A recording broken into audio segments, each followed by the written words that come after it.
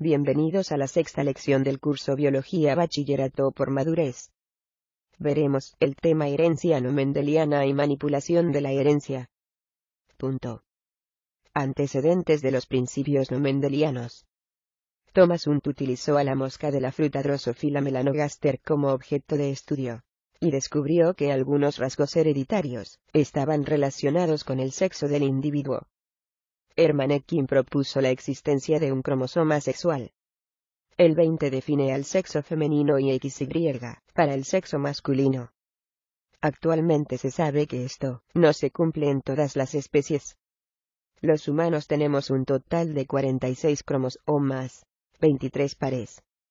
De estos 44 cromosomas, 22 pares son autosómicos, no sexuales, y 2, un par, son cromosomas sexuales. En la fecundación, el óvulo siempre aporta un cromosoma sexual X, mientras que el espermatozoide puede aportar otro cromosoma sexual X, o con acento, un cromosoma sexual Y. Si el espermatozoide porta el cromosoma sexual X, el sexo del individuo será femenino, 20. Mientras que si porta un cromosoma sexual Y, el sexo del individuo será masculino, XY. Herencia ligada al sexo. Como podemos recordar, los cromosomas en organismos diploides, 2N, se encuentran en pares dentro de los núcleos de las células. Cada cromosoma tiene un cromosoma hermano que porta los mismos genes. Sin embargo, el cromosoma sexual que determina el sexo masculino, cromosoma Y, es mucho más pequeño que el cromosoma sexual que determina el sexo femenino, cromosoma X. Por esta razón, la gran mayoría de los genes que se encuentran en el cromosoma sexual X, no tienen su par en el cromosoma sexual Y. Esto ocasiona que el patrón hereditario de los genes que se encuentran en los cromosomas sexuales sea distinto al patrón de los cromosomas no sexuales. Recordemos que existen alelos dominantes, que su presencia determina la aparición de una característica física, y alelos recesivos que se necesita de la presencia de dos alelos iguales, para que se muestre físicamente el carácter que representa dicho alelo.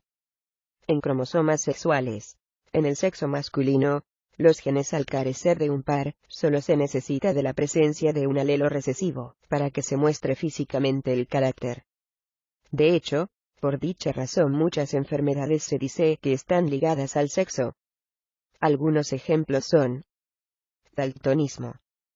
El daltonismo es una enfermedad que impide distinguir claramente los colores rojo y verde. El alelo que determina la enfermedad del daltonismo es recesivo. Eso quiere decir que para que una persona tenga esta enfermedad necesitaría dos copias de este alelo. Sin embargo, como el gen está ubicado en los cromosomas sexuales, en hombres solo se necesita una copia de este alelo para que el individuo presente daltonismo.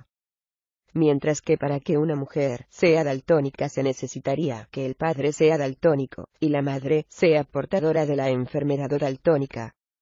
Lo que hace que la probabilidad de que una mujer sea daltónica es mucho menor que la de un hombre. Hemofilia. La hemofilia es una enfermedad que impide la coagulación correcta de la sangre. El alelo para la hemofilia es recesivo. El caso de la hemofilia es similar al daltonismo. Codominancia. La codominancia será cuando los dos caracteres son dominantes, y ambos se expresan físicamente. Por ejemplo, para la coloración del pelaje de las vacas, tanto el alelo que determina el color blanco en el pelo como el alelo para el color negro son dominantes. Entonces, cuando ambos alelos están presentes, el pelaje de la vaca es con manchas negras y blancas. Dominancia incompleta. La dominancia será cuando los dos caracteres son dominantes, y la presencia de ambos genes se traduce en una mezcla de ambos. Por ejemplo, si el color de pétalos rojo fuese dominante, y el color de pétalos blancos también, la expresión de ambos alelos daría como resultado una descendencia con pétalos rosados. Sistema de alelos múltiples. Un gen puede tener más de dos formas, o variaciones. Este es el caso de los alelos múltiples. Un ejemplo de los alelos múltiples son los grupos sanguíneos. En este caso se puede decir que hay una jerarquía de unos alelos por sobre otros. Los grupos sanguíneos existentes son Aviat, o los glóbulos rojos de los seres humanos, portan una sustancia proteica. Según el tipo de sustancia proteica es el tipo de sangre. Los glóbulos rojos de la sangre tipo O no portan ninguna estructura proteica. El cuerpo humano produce anticuerpos cuando no reconoce la sustancia proteica de los glóbulos rojos. Es por esta razón que al realizar transfusiones de sangre es necesario conocer el tipo de sangre de la persona. Factor RH. El factor RH más de la sangre es dominante, mientras que el factor RH es recesivo. Los genotipos del factor RH son RH, RH negativo, RH, RH más, RH positivo, RH más RH más /RH